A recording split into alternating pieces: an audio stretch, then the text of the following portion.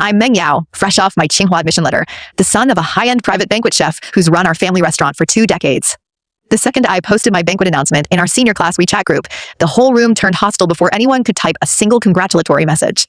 I laid everything out plain. Chef Chilin's signature braised duck feast, retail price $220 per person on our hotel catering menu, but I'd only charge each classmate $26 just to cover raw ingredient costs. No markup, no profit, purely a thank you dinner for teachers and peers who slogged through 3 years of Gaokao hell beside me.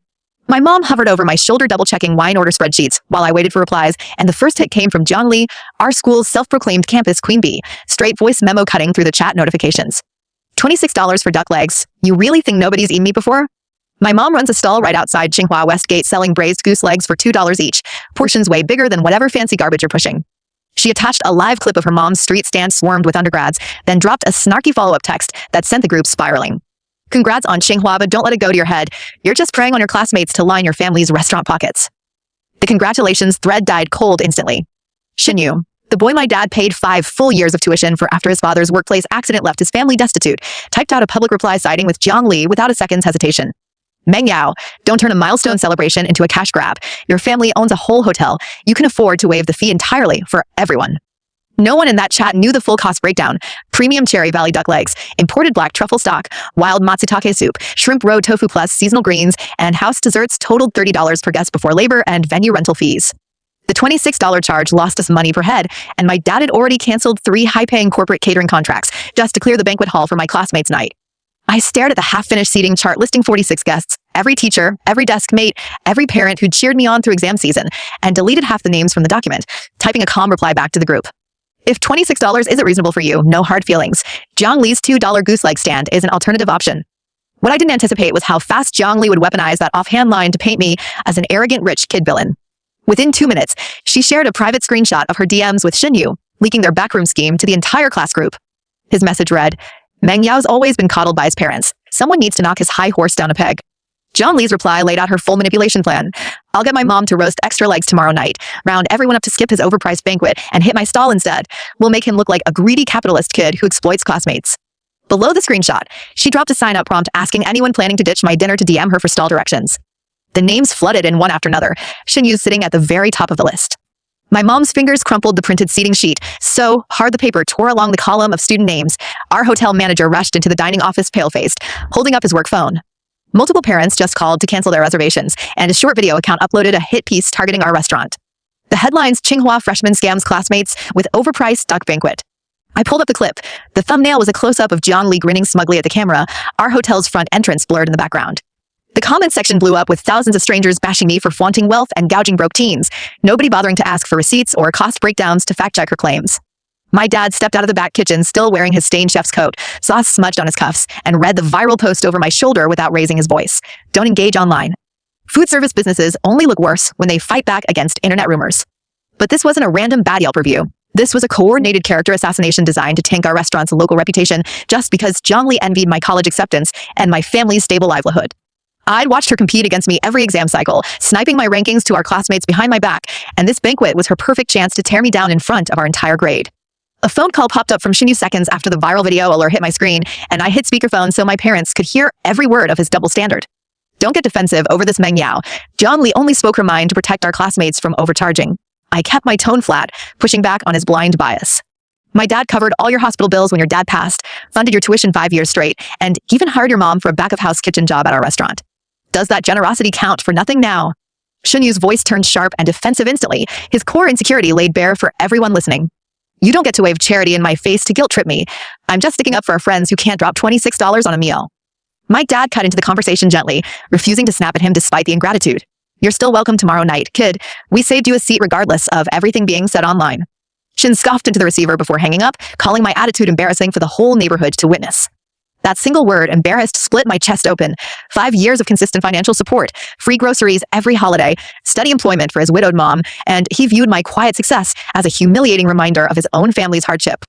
His motive wasn't genuine concern for our classmates. It was bitter resentment toward me for not having to struggle the way he did, and Zhang Li had exploited that jealousy to turn him into her attack dog without a second thought. Our homeroom teacher's call came next, her tone heavy with conflict. I'm still coming to support you, Meng Yao, but dozens of parents are furious over the viral clip. All they see is Jiang Li's $2 goose leg comparison. None of them have asked to review your ingredient cost slips to understand the $26 break-even pricing. I hung up the call and walked back to the kitchen, where head chef Qilin stood gripping his custom carbon steel wok, his face tight with frustration. I can pull my name off the banquet marketing materials if this drags the restaurant's reputation through the mud. He'd spent 3 full days sourcing and prepping the duck legs, hand-mixing aged wine brine, and hand-shaving black truffle garnishes for every plate, and his 30 years of award-winning culinary expertise was being dismissed as overpriced garbage by random online trolls who'd never tasted his cooking. That evening, 2 amateur live streamers showed up on our hotel front sidewalk, propping their tripods right against our glass lobby doors to broadcast hit content about the greedy Tsinghua kids' scam dinner. They pointed their cameras straight at the restaurant sign, yelling into microphones for onlookers to gather around. This place charges $26 for duck legs while local stalls sell goose for $2, total corporate exploitation of high school students. Our young front desk hostess's eyes welled up watching the hostile crowd form, and I moved to step outside to defuse the situation before my mom grabbed my arm to hold me back. Let your father handle this. You don't need to fuel their view count with a reaction. My dad strolled out onto the sidewalk alone, no raised voice or aggressive gestures, just handing the live stream hosts a full printed catering menu listing every ingredient and labor expense line by line. If you two intend to dine with us tomorrow night, we'll reserve you seats. If you're only here to stir up online drama, I wish you well regardless of what you post. The male live streamer laughed mockingly, shoving the printed cost sheet back at my dad's chest. Nice corporate PR speech, but we all know you're marking up cheap poultry to rebuff teens. As the crowd jeered alongside the streamers, the hotel revolving door spun open, Jiang Li linking arms with Xinyu, her phone already recording a new clip to upload to her account. She smiled sweetly for the rolling camera, delivering a performative line meant to go viral. I came to make sure you won't have an empty banquet hall tomorrow, Meng Yao. Brought plenty of classmates over to support my mom's affordable stall instead. Jiang slammed a printed flyer down hard on our front desk counter, bright red text screaming, skip overpriced banquets, $2 goose leg student special at Westgate stall tomorrow night. The receptionist reached to pick it up, and Jiang physically blocked her wrist, raising her voice loud enough for the live stream mics to capture every syllable.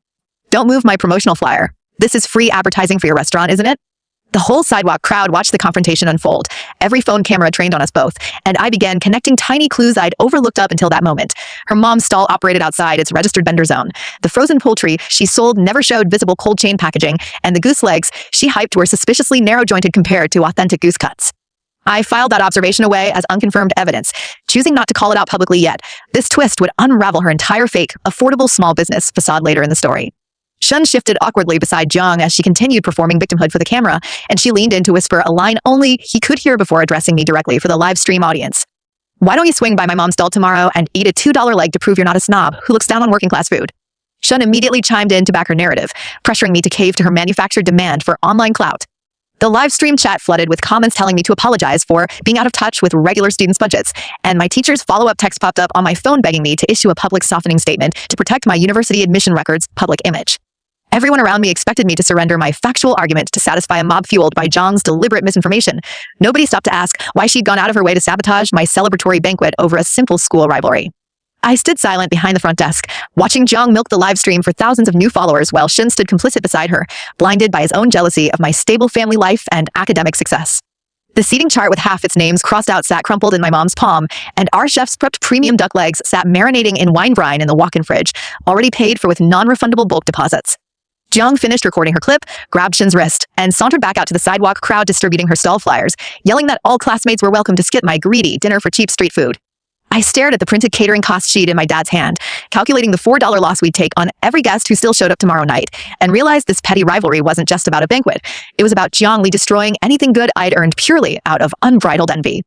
I had no idea the next day would bring a third massive plot twist. Multiple students falling violently ill after eating her unregulated frozen poultry legs, exposing her stall's hidden illegal operations, and flipping every online opinion against her overnight.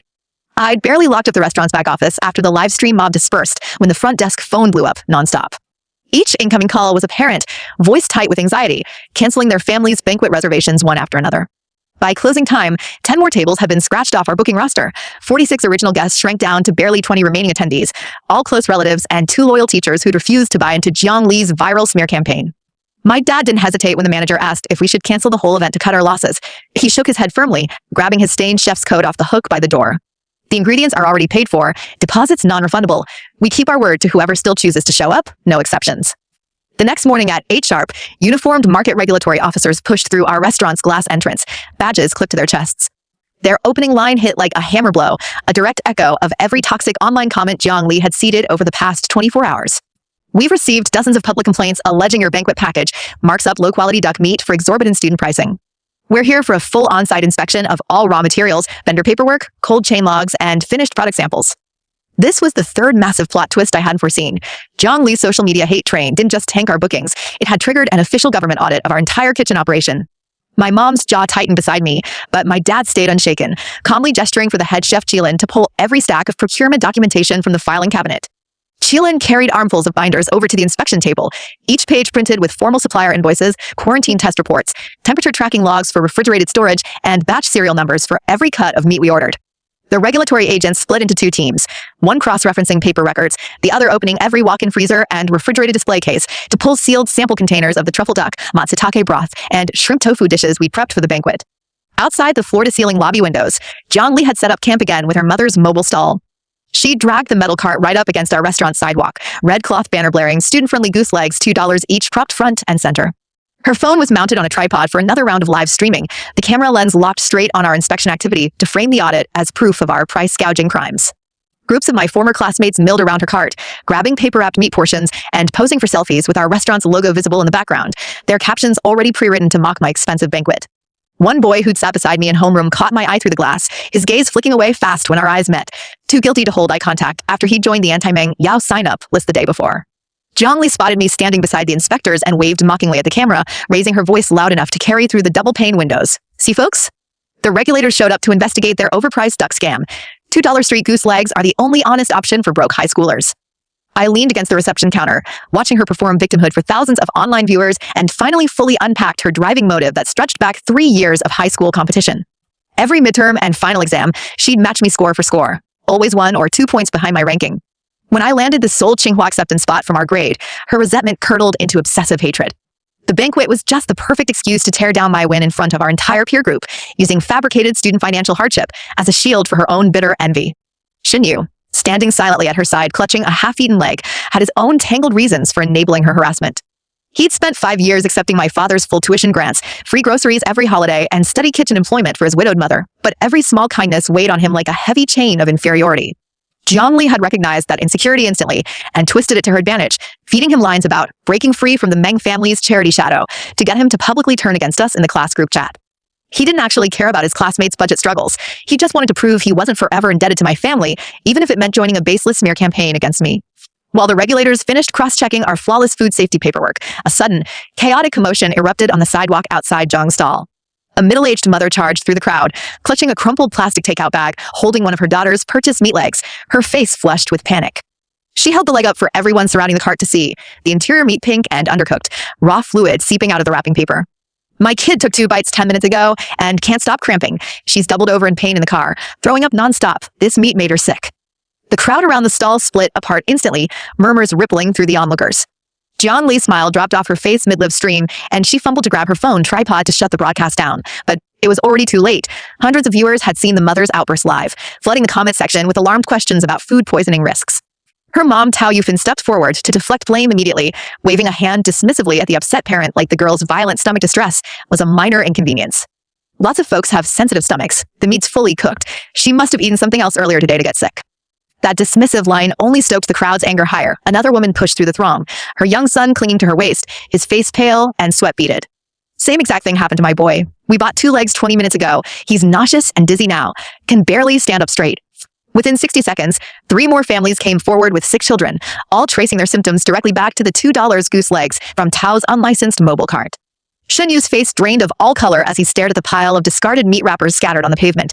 The cheap poultry he defended all day as an affordable alternative was actively making minors violently ill. The regulatory officers inside our lobby caught wind of the sidewalk chaos and stepped outside to intervene, abandoning our completed inspection to address the public health emergency unfolding at Zhang's stall. One agent knelt to examine the leftover meat legs stacked on Tao's cart, lifting a piece to inspect the bone structure and thick layer of skin covering the meat. He frowned, passing the cut to his partner for comparison. This isn't goose meat. The bone cavity's narrow, joint length's too short. This is bulk frozen duck flank, wholesale cheap surplus stock they're rebranding as premium goose to jack up profits. Jiang Li's knees buckled where she stood. She'd spent 24 hours streaming footage hyping her mom's authentic goose leg specialty, all of it a calculated lie built on mislabeled low-grade frozen poultry. The agent pulled out his official inspection notebook and asked Tao Yufin to produce all mandatory operating documentation, permanent stall business license, cold chain delivery receipts, supplier quarantine certificates, and daily food storage temperature logs. Tao rummaged frantically through a tattered canvas bag slung over the cart's handle for 5 full minutes, only pulling out a crumpled single-page temporary street vendor permit that explicitly limited her sales to the Westgate Community Market, not random roadside pop-ups outside commercial restaurants. The permit's printed location clause was bolded in black ink, plain for every onlooker to read. Your temporary paperwork only authorizes vending inside the designated farmer's market zone, the agent explained flatly, flipping to the back of the document to point out the violation statutes. Operating a mobile cooking cart on public sidewalks miles from your registered stall counts unapproved off-site commercial food production. This is a clear regulatory breach, subject to fines and immediate seizure of all inventory. Tao's first instinct was to stage a public meltdown for sympathy, dropping to the concrete sidewalk with a dramatic wail, arms flailing against the metal cart's wheels. I'm just a poor single mother trying to put my daughter through college. You big shot government officials and fancy restaurant owners gang up to bully small working folks. She'd pulled this exact performance at our hotel front gate the previous evening to sway online opinion, counting on strangers to side with the underdog vendor, without asking for hard evidence. But this time, half a dozen sick children's parents stood right there to contradict her sob story, their frustration loud and unignorable. A paramedic van pulled up to the curb minutes later, 2 EMTs stepping out with stretchers to wheel 3 vomiting teenagers into the back for emergency observation at the local hospital. Shunyi watched the whole collapse unfold silently, his prior defense of Zhang's stall completely hollow now that the physical proof of fraud and foodborne illness sat in front of every eyewitness. The agent asked him directly if he'd witnessed the cart operating outside its legal zone, and he hesitated for a full 10 seconds before mumbling that he hadn't paid close attention, even though he'd stood beside the cart live streaming alongside Zhang for hours that morning, actively promoting the illegal operation to our entire class group chat. His silence spoke volumes. He'd chosen to lie to protect Zhang rather than acknowledge he'd helped spread dangerous misinformation to dozens of underage peers. Zhang grabbed her mother's arm, attempting to drag her off the sidewalk before agents could seal the cart's inventory for laboratory testing, but the officers blocked their path, placing official tamper-proof tape over every storage compartment on the metal stall. All unprocessed frozen duck flank, cooked finished legs, oil vats, and seasoning jars were marked as evidence to be sent for microbial analysis at the Municipal Food Safety Lab. The agent's final announcement landed like a punch to Zhang's carefully constructed online persona. All seized food will undergo bacterial testing for Salmonella, E. coli, and other foodborne pathogens. Full lab results will be published publicly within 3 business days alongside formal regulatory penalties for unlicensed off-site vending and fraudulent mislabeling of poultry products. I stood on the lobby steps watching the entire scene unravel. No rush to gloat, just a quiet, heavy sense of disillusionment settling over my chest. For the past day, strangers online and my own classmates had painted me as the greedy, privileged villain, painting Zhang as the hardworking underdog fighting for broke students. Now every lie she'd spun crumbled in broad daylight, laid bare for every person who joined her hate mob to witness firsthand. I didn't feel triumphant, not the way I'd expected I might when justice caught up to her schemes. What I felt was profound disappointment. A simple school rivalry had escalated to intentional fraud, public endangerment of minors, and coordinated online defamation, all fueled by nothing more than Zhang's toxic envy of my academic achievement and stable family life. My dad rested a hand lightly on my shoulder beside me, his gaze fixed on Zhang's tear-streaked face as the agents finished securing her cart for impoundment. You don't need to celebrate her misfortune, son. This isn't a competition to win or lose. It's just consequences catching up to choices people deliberately made. His words landed heavy, grounding me in calm instead of vengeful satisfaction. I thought back to the 5 years he'd selflessly supported Shinyu's family, no strings attached, never demanding gratitude or repayment. All that generosity had been tossed aside the second Shin got the chance to curry favor with Zhang and escape the shadow of our family's charity. I realized I'd been clinging to a naive hope that basic human decency would win out, even amid high school jealousy, but today's chaos stripped that false hope completely away. A text alert pinged on my phone from our homeroom teacher, her message laced with exhausted distress. Multiple parents had reached out to her begging to host an online class meeting to smooth over all conflict, with Shinyu volunteering to issue a public apology to mediate tensions. I stared at the screen, understanding exactly what Shun's proposed resolution would look like. Half-hearted, conditional remorse that still sought to frame both sides as equally at fault, ignoring Zhang's intentional fraud and the hospitalized kids entirely. I typed a short, neutral reply back to the teacher, letting her know I'd attend the virtual gathering, but I wouldn't soften the hard evidence of their coordinated harassment and public safety violations for the sake of fake harmony.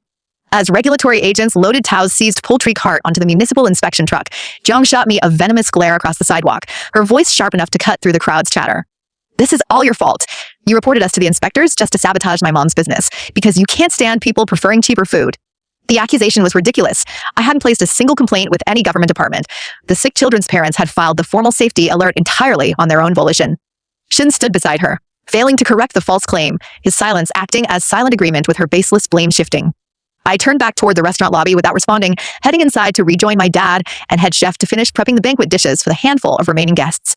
Behind me, I heard Jung fire off a flurry of angry texts to our class group chat, already spinning a new victim narrative claiming I'd pulled official strings to ruin her family's livelihood. I knew what was coming next, a fresh wave of online slander, her desperate attempt to rewrite the day's events and erase the mountains of physical evidence stacked against her. But I held every procurement log, inspection report, hospital intake slips for the sick kids, and hours of archived live stream footage saved to my cloud storage. Every single lie she told had a timestamped, irrefutable counterproof, waiting to be released when the time came.